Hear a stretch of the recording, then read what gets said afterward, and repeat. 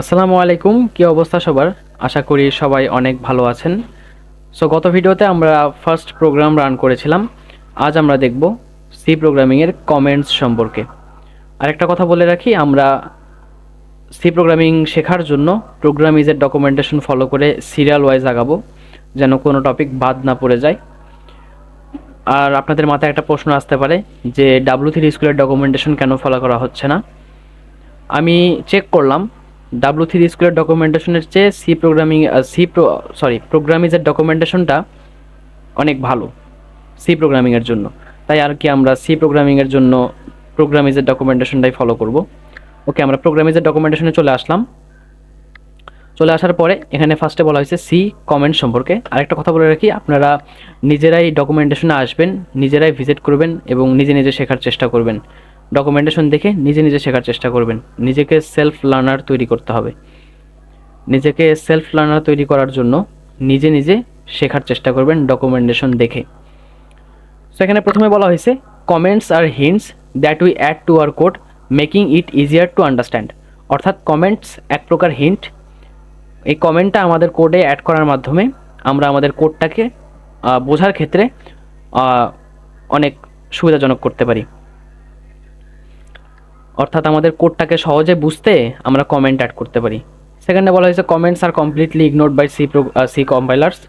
অর্থাৎ আর কি কমেন্ট আমরা যেটা অ্যাড করব এটা কিন্তু সি এর কম্পাইলার রান করবে না। অর্থাৎ কমেন্ট যেটুকু কমেন্ট থাকবে সেটুকু সি কম্পাইলার পুরোপুরি ইগনোর করবে এবং যে কমান্ডগুলো আছে সেগুলো রান করবে, কিন্তু কমেন্ট রান করবে না।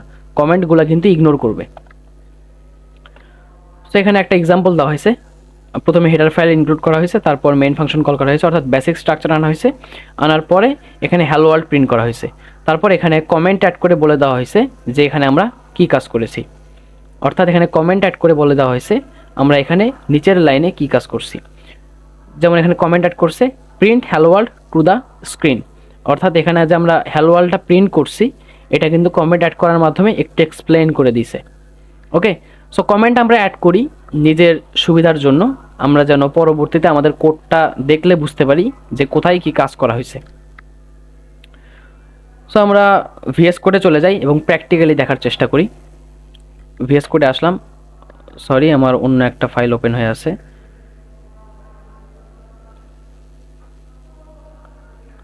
ওকে, আমরা আমাদের ফোল্ডারে আসলাম। আসার পর আগের কোডটাকে কেটে দিলাম। আচ্ছা, আরেকটা জিনিস দেখি, আমরা কমেন্টস ডট সি নামে একটা ফাইল ক্রিয়েট করে নিয়েছি অলরেডি। আপনাদের যদি ফাইল ক্রিয়েশনে এখনও সমস্যা হয়ে থাকে, আমরা আবার দেখতেছি ফাইল কিভাবে ক্রিয়েট করতে হয়। সো আপনাদের অবশ্যই একটা ফোল্ডার তৈরি করতে হবে, যেটা আমি আগের ভিডিওতে দেখিয়েছিলাম। সো ফোল্ডার তৈরি করার পরে ওই ফোল্ডারটা ভিএস কোডে ওপেন করতে হবে, ওইটাও আমি দেখিয়েছিলাম। এবং আমরা নিউ ফাইল, ওই ফোল্ডারে নিউ ফাইল ওপেন করতে হবে।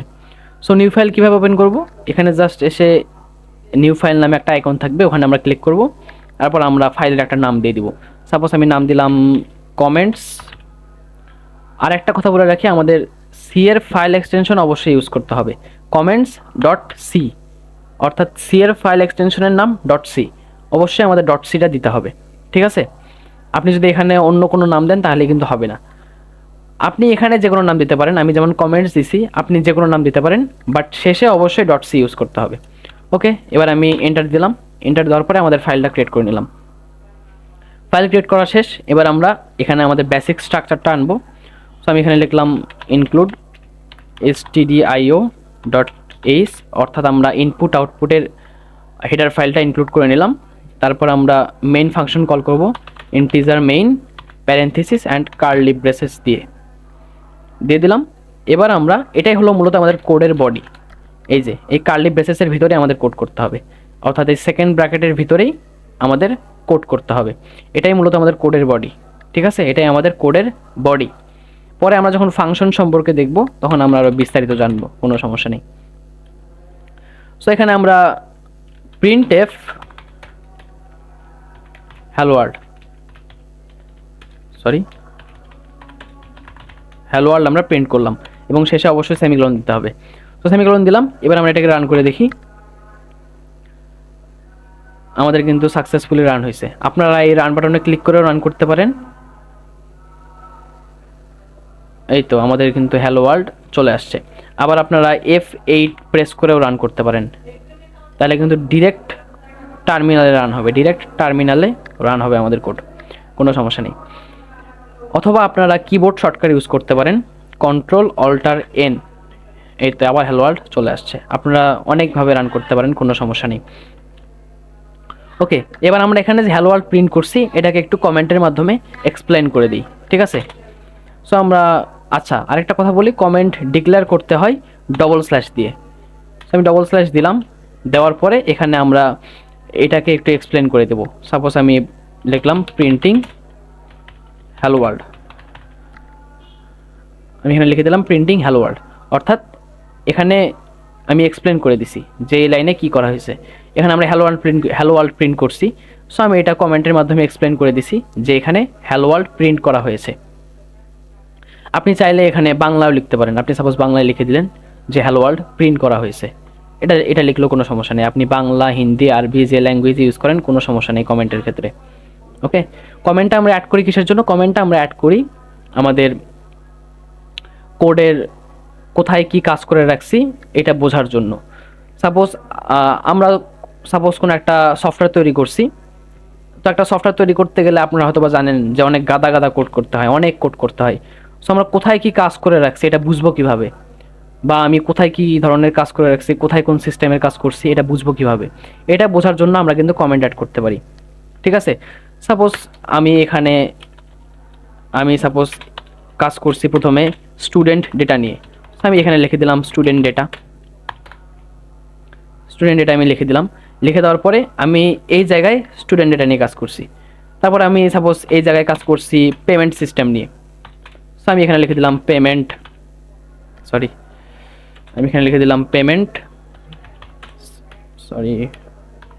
সিস্টেম। তারপর আমি কাজ করছি আমি এখানে কাজ করছি পেমেন্ট সিস্টেম নিয়ে। আমি কাজ করছি এখানে, তারপর কাজ করছি রোল নাম্বার নিয়ে। ওকে, সো আমি এখানে দিলাম রোল নাম্বার। তারপর আমি কাজ করছি সেকশন নিয়ে, আমি এখানে লিখে দিলাম সেকশন। এইভাবে, অর্থাৎ আমি এখানে স্টুডেন্ট ডেটা নিয়ে কাজ করছি, এখানে কাজ করছি পেমেন্ট সিস্টেম নিয়ে, এখানে কাজ করছি রোল নাম্বার নিয়ে, এখানে কাজ করছি সেকশন নিয়ে, ঠিক আছে? এইভাবে আমরা কমেন্ট অ্যাড করার মাধ্যমে আমাদের কোডটাকে বুঝতে সুবিধাজনক করতে পারি, বোঝার ক্ষেত্রে যে আমরা কোথায় কোন কাজ করে রাখছি এটা আমরা সহজে বোঝার জন্য আমরা কিন্তু কমেন্ট অ্যাড করতে পারি, ঠিক আছে? সো এবার আমি আরেকটা জিনিস প্রিন্ট করব। সাপোজ আমি প্রিন্ট এফ দিলাম, এখানে লিখলাম তুলতুল প্রোগ্রামার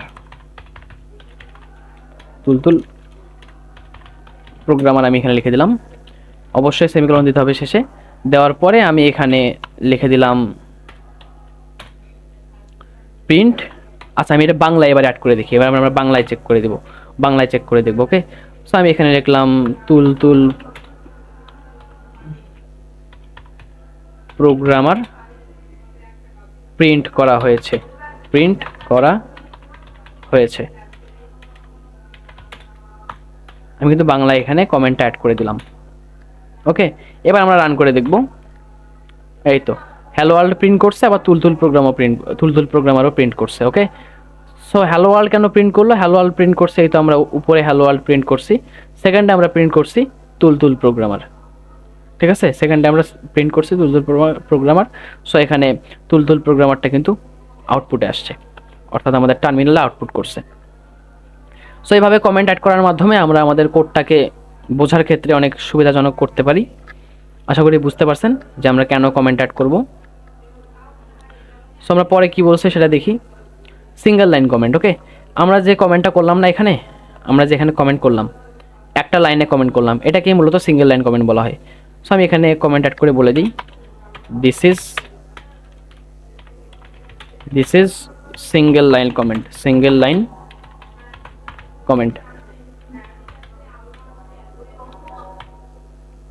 আমি এখানে কমেন্ট অ্যাড করে বললাম this is single line comment. পরে কি বলছে দেখি। পরে বলছে মাল্টি লাইন কমেন্টস, অর্থাৎ আমরা এখানে কিন্তু দেখতে পাচ্ছি আমরা এখানে সিঙ্গেল লাইন কমেন্ট করছি, অর্থাৎ আমরা এক লাইনে কমেন্ট করছি। এবার আমরা দেখব মাল্টি লাইন কমেন্ট, অর্থাৎ আমরা চাচ্ছি যে মাল্টি লাইনে কমেন্ট করব। ওকে, সাপোজ আমি এখানে কিছু লিখলাম এখানে এমনি কিছু লিখে দিলাম। সো এটাকে আমরা কমেন্ট করব কিভাবে? এটাকে আমরা কমেন্ট করতে চাচ্ছি, মানে প্রত্যেকটা লাইনে কমেন্ট করব।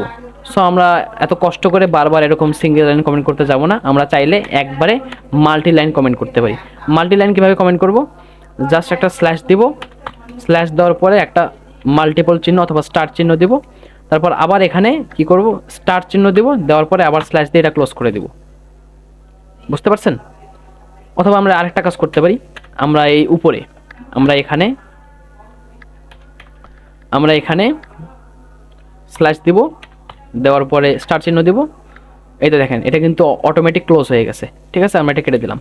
কেটে দেওয়ার পরে আমরা এই নিচে এটাকে আবার ক্লোজ করব কীভাবে? আবার স্টার দিব, আবার স্ল্যাশ দিব, আবার কিন্তু ক্লোজ হয়ে গেল। সো এটা কিন্তু মাল্টি লাইন কমেন্ট হয়ে গেল। ঠিক আছে, এবার আমরা এটাকে রান করে দেখি, আবার কিন্তু আউটপুট চলে আসছে। অর্থাৎ এটাকে কিন্তু আমাদের কম্পাইলার রান করেনি, এটাকে কম্পাইলার ইগনোর করছে, কারণ কমেন্ট কম্পাইলার রান করে না। সো আশা করি আপনারা বুঝতে পারছেন যে সিঙ্গেল লাইন কমেন্ট এবং মাল্টি লাইন কমেন্ট কি। আজকের এই ভিডিওটা এই পর্যন্তই থাকতেছে। নেক্সট ক্লাসে আমরা দেখব সি এর ডেটা টাইপস এবং ভ্যারিয়েবলস সম্পর্কে, ভ্যারিয়েবলস, কনস্ট্যান্টস অ্যান্ড লিটারেলস সম্পর্কে নেক্সট ভিডিওতে আমরা আলোচনা করব। সো আজকের এই ভিডিওটা এই পর্যন্তই থাকতেছে, দেখা হবে নেক্সট ভিডিওতে। ততক্ষণ পর্যন্ত ভালো থাকবেন, সুস্থ থাকবেন। Keep smiling and just do it.